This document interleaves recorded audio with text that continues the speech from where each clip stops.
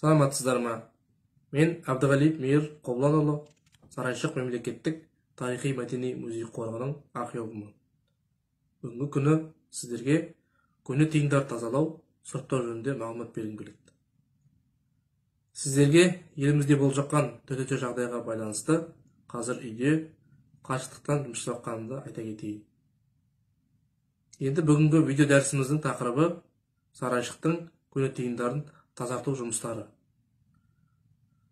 Алтын Орда тарихы мен мәдениетін зерттеуде нумизматикалық материалдар маңызды орын алады. Археологиялық қазба барысында Сарайшықтан табылған ең көне тиын Меңгүрт Темір ханның билігі кезінде Үкек қаласында шамамен 1280 жылдары соғылған тиын болып отыр. Жалпы Сарайшық қазбасынан 14 ғасырдың бірінші жартысындағы өзбек, Жәнібек хандардың тиындары көптеп кездеседі. 1359-61 жылдары билік еткен Қызыр ханның кезінде соғылған тиындарда баршылық. Тиындарда жошы ұлысын билеген хандардың есімдері жазылып, сұлтан, ағзам деген мұсылманша атақтар тіркеле бастаған. Өзбек ханның тұсында ұлық ұлыстың экономикалық ахуалы тұрақтанып, империяның ең гүлденген шағы болған еді. Алтын, күміс, мыс тиындар көптеп әрі сапалы түрде соғылды. Тиындардың көптігі соншалық, тіпті Өзбек ханнан кейін де бұл тиындар айналымда жүрді. Әрі Өзбек ханның кезінде ислам діні ұлық ұлыстың мемлекеттік діні болып бекігенде белгілі. Сондықтан да сунниттердің символы алғашқы 4 халифтердің және өзінің лақап аты Гейас эд-Дуния мен Гейас эд-Дуния уа-ид-Дин, яғни аудармасы діннің тірегі, дүниенің қамқоршысы дегенді Өзбек хан өзінің тиындарына тұрақты түрде соқтырып отырды. Өзбек ханнан кейін билікке келген Жәнібек хан өзінің әкесіндей әділетті билеуші, дін қамқоршысы ретінде көрсетті.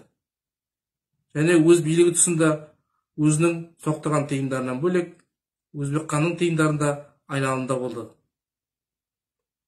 Сарайшықта көптеп кездесетін Қызыр ханның тиындары 1359-60 жылдарына жатады.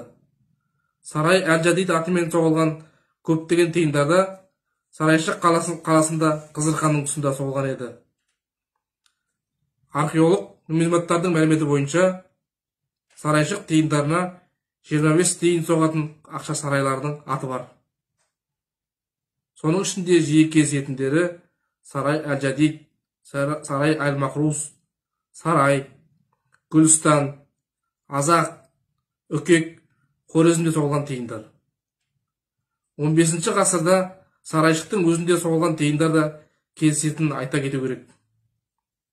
Сарайшықтың тиындарына айналымға шығуы сауда-экономикалық қатынастарда қаланың рөлі үдемелеп артып келе жатқанын және оның саяси тәуелсіздікке ұмтылуын көрсетеді. Ендігі кезекте Сарайшық тиындарын тазалауды қалай меңгерген жөнінде айта кетсем. Биыл ақпан айында Түркістан қаласында Әзірет Сұлтан мемлекеттік тарихи-мәдени музей қорығында іссапарда болдым.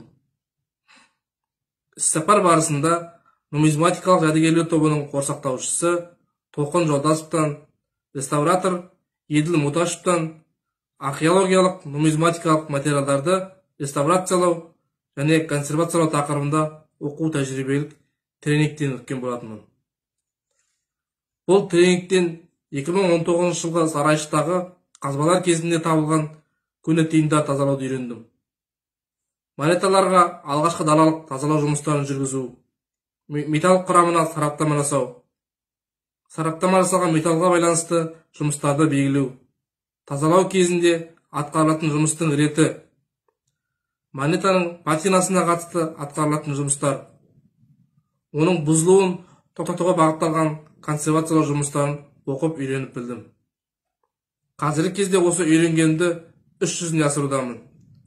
Осы жинақталған тәжірибе мен мәліметім бойынша Сарайшық музей қорындағы мыстан жасалған 60-ға жуық тиындарды тазалаған болатынмын. Жалпы тиындар тазалаудың қолданыста 3 әдісі бар. механикалық, химиялық және электрохимиялық.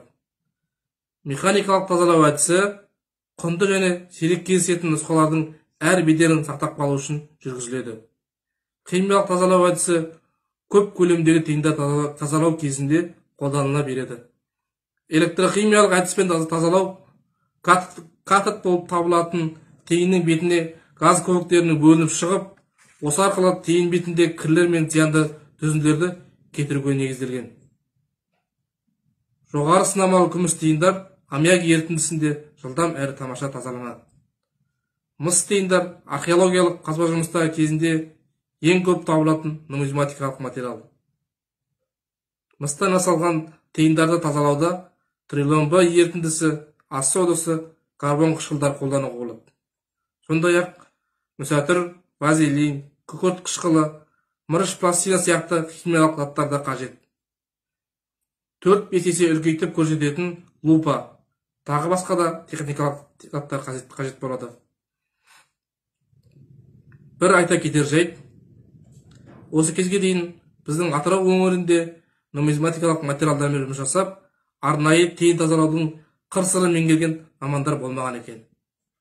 Енді алдағы уақытта осы ісінді жандандырып, археологиядағы нумизматикамен айналысатын мамандықты меңгеруге ден қойып отырмын. Алдағы уақытта көптеген жақсы жаңалықтар болады деп сенемін.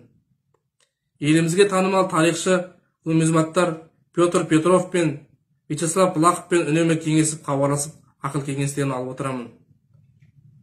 Қысқаша осы назар қойып тыңдағандарыңызға рахмет.